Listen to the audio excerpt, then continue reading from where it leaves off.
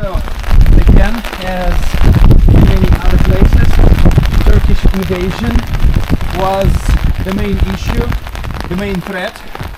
The main Turks were like, you know, the main boogeyman. Let's go this way. Along the walls and Along the walls. For instance, Turks were the main boogeyman of Central Europe for centuries, especially it was in 14th, 15th centuries when they had their raids all the time on the territories of these local states, Croatia, modern day Croatia, Slovenia, most part of the countries, the area of former Yugoslavia was for some period of time under Ottoman rule, under Ottoman Turkish control. Croatia, most part of Croatia, Bosnia, of course, all these countries, like Serbia, Albania, all of that, Macedonia, Montenegro. Slovenia was never, even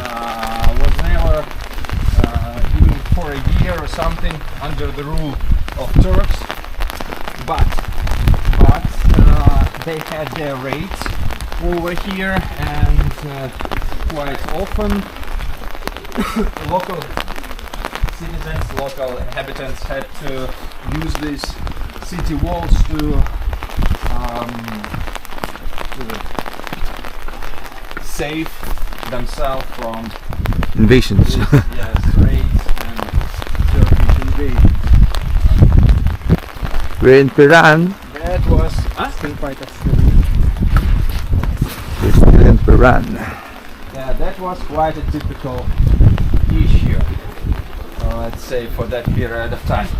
But later on, of course, as everywhere, they started to demolish the walls, as they didn't need those anymore. These are partly renovated. The walls we see nowadays. Renovation was took part in 20th century, and it is connected to tourism. The name Piran. The name Piran comes from Greek word fire, Piran, fire, and most likely the name is connected to the lighthouse, the lighthouse which used to stand on the very cape, on the very angle of this cape on which Piran is located, and used to show the sailors the way home or to the port, wherever, for centuries. Nowadays, there on the cape we have a church, and it is not nowadays, but it can be used as a lighthouse either. So it has like two functions: a church And the lighthouse. and the bell tower also can be used as a lighthouse. The main church, which we can see in Piran, is located on the elevation a little bit above the old town, and that is St. George Church, or Церковь Святого Юрия in Slovenian. So that's the building. So right ahead, up there. That one. Yeah, and basically that way, which was under renovation, was the direct way to the church. That's why I was going to use that one, but unfortunately. So the St. George Church, you see the bell tower. The bell tower is a replica, a copy of St. Mark's bell tower in Venice. Venice, yes, exactly. This is why they have, for instance, to dry the laundry outside. Because if you dry laundry inside, you have lots of issues with it because of this alkalinity. Usually it's officially forbidden. If you rent an apartment in houses like this, they forbid to dry wall breaking sound.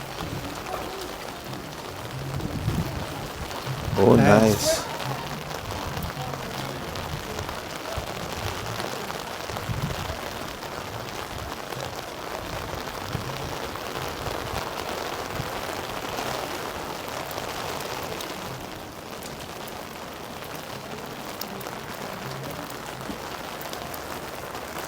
Small church of St. Peter.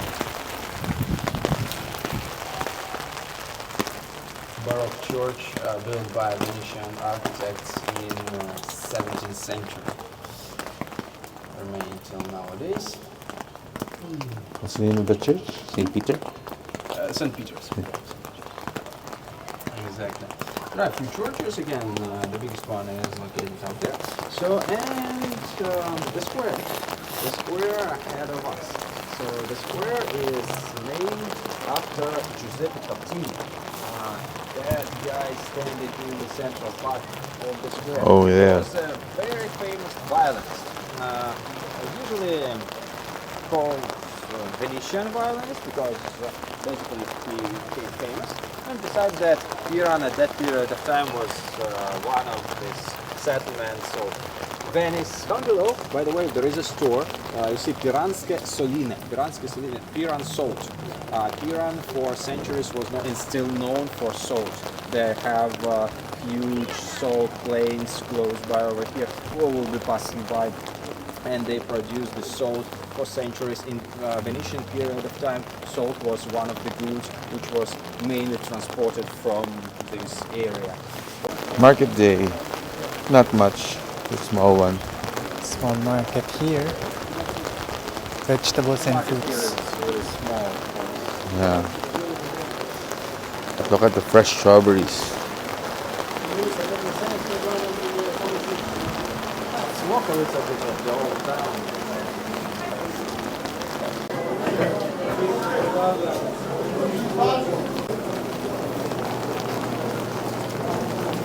Piran always have issues with water, with sewers. From time to time, because of severe storms or very heavy precipitations, the level of water rises and floods. And this area is compared to the typical.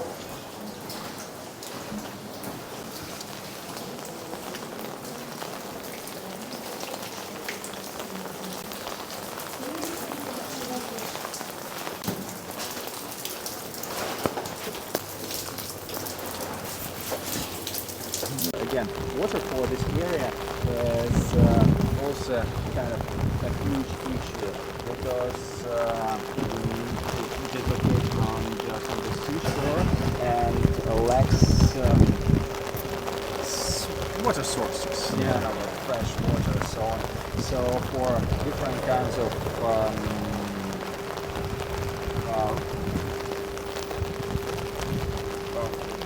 for the use in households and so on. They used to surround the very, very center part of the city.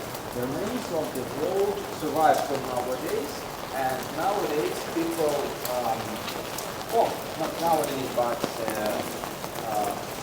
for centuries, people used to demolish the wall and use the stone for building their property, their houses, and so on. And nowadays we have lots of these old houses standing on the bases and on the remains of this medieval inner wall. Wow. Wow. Look at that. During heavy storms, the water goes up and fills all these embankments and goes into these buildings, the ground floors. Sometimes suffer from. Wow. Ah! Like one big swimming pool. Nowadays used as part of a house. This one.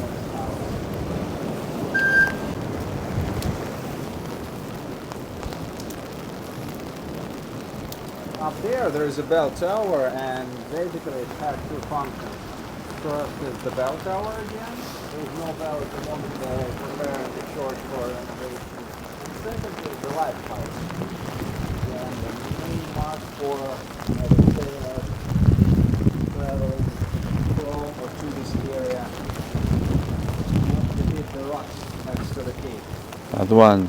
So serves a bell tower and a lighthouse.